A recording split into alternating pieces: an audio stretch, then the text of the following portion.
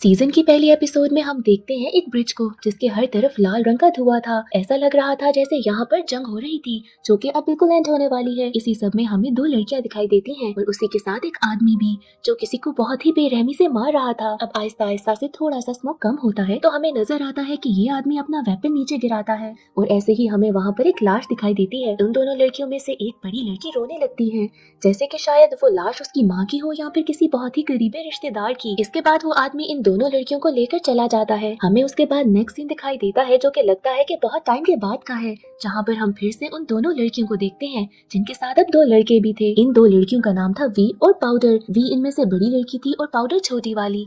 उन दो लड़कों में से एक लड़का थोड़ा मोटा सा था जिसका नाम है क्लेगर और एक लड़का जिसका नाम है माइलो। ये सब लोग एक बहुत ही प्यारी सिटी के बीच में एक बिल्डिंग के टॉप पर खड़े थे, जिसके बाद वहाँ से वी जंप कर जाती है।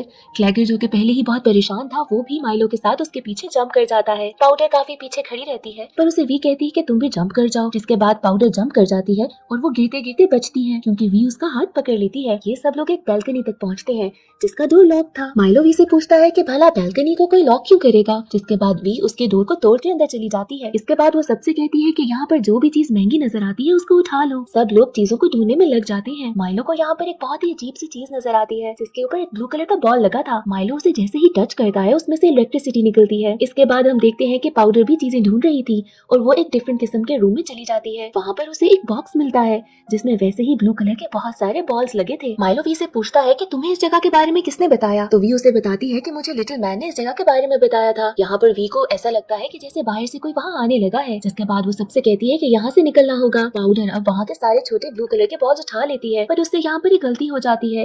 एक ब्लू बॉल उससे नीचे गिर जाता है जो कि गिरते साथ ही थोड़ी देर बाद एक्सप्लोड करता है और उस एक्सप्लोजन की वजह से उस साइड की बिल्डिंग नीचे तबाह हो जाती है।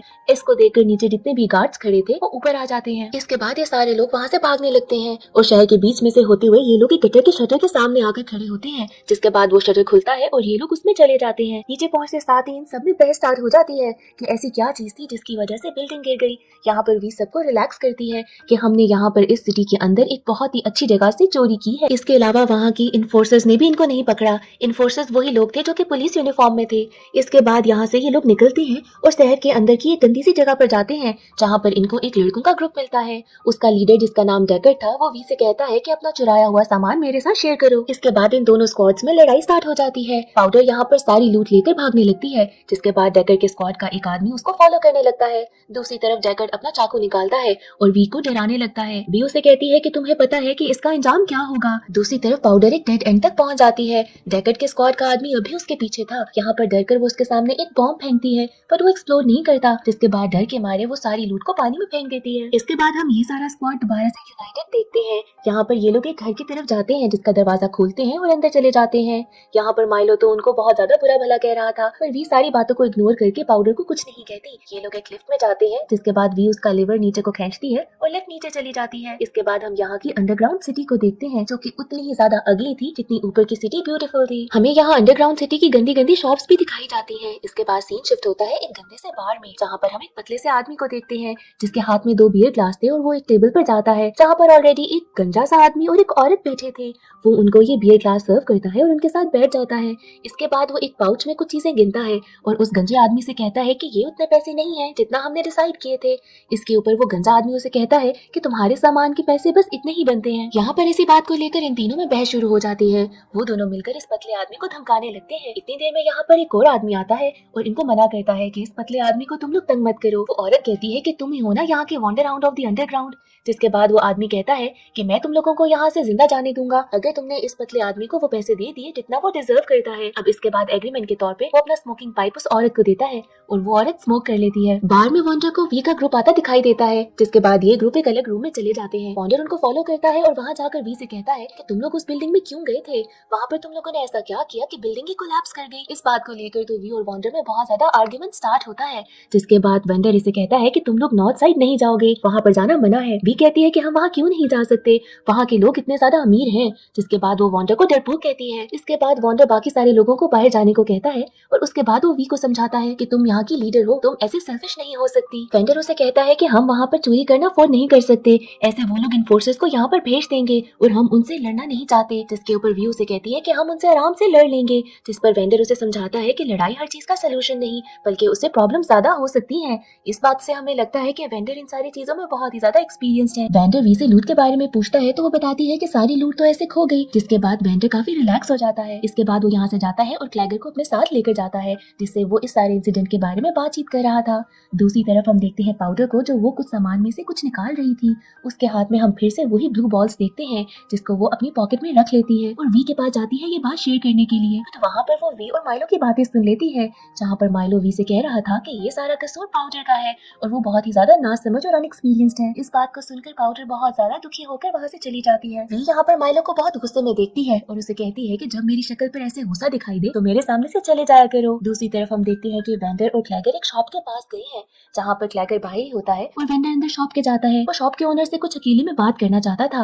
वहाँ शॉप में एक और लड़का भी काम कर रहा था। शॉप ओनर उस लड़के से कहते हैं कि तुम थोड़ी देर के लिए बाहर चले जाओ। ये लड़का जब बाहर जाता है तो क्लैगर इसे लिटिल मैन के नाम से पुकारता है और हमें यहाँ पता चलता है कि ये वही है जिसने वी को उस जगह के बारे में बताया था। यहाँ पर शॉप ओनर और वेंडर के बीच में सुबह के इंसिडेंट को लेकर बातें हो रही थी। शॉप ओनर वेंडर से कहता है कि ऑलमोस्ट हाफ अंडरग्राउंड सिटी को पता चल चुका है कि सुबह क्या हुआ था। ये बच्चे इतने केयरलेस कैसे हो सकते हैं। वेंडर उसे कहता है कि ये अभी छोटे हैं और अपनी स्टोरीज खुद लिख रहे हैं। जिस पर वो वेंडर से कहता है कि तुम इनको कब तक बचाओगे। बाहर क्लैगर लिटिल मैन से पूछता है कि तुम्हें उस जगह के बारे में कैसे पता चला। जिस पर लिटिल मैन कहता है कि यहाँ पर एक आदमी आया था जिसने हमें पे किया गोल्ड से और हमने तो उसको बहुत ज्यादा चार्ज किया था, तो मैंने उसको फॉलो किया और मुझे पता चल गया कि वो कहाँ रहता है। अब ये दोनों बातें कर रहे थे कि यहाँ पर इन्फोर्सर्स के दो आदमी आ जाते हैं।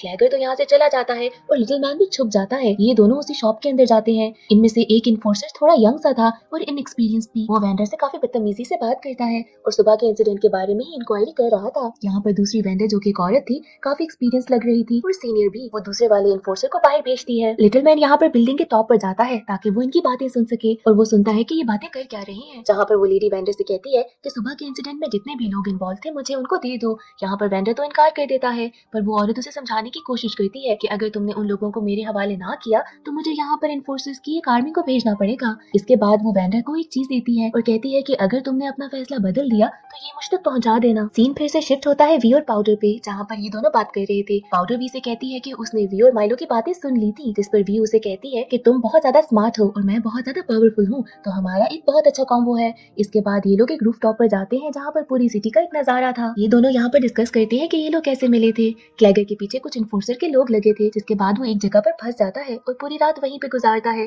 जिसके बाद इन लोगों ने उसे यहाँ से निकाला था। दूसरी तरफ माइलो एक बहुत ही बड़ा सा ग्राफिटी बनाते हुए पकड़ा गया था और यहाँ पर हम देखते हैं कि वी का भी एक टेडी किसी फायर पे फंस गया था। वो बताती है पाउडर को कि हम सब की लाइफ में कुछ बहुत ही बुरे डेज आए जरूर हैं।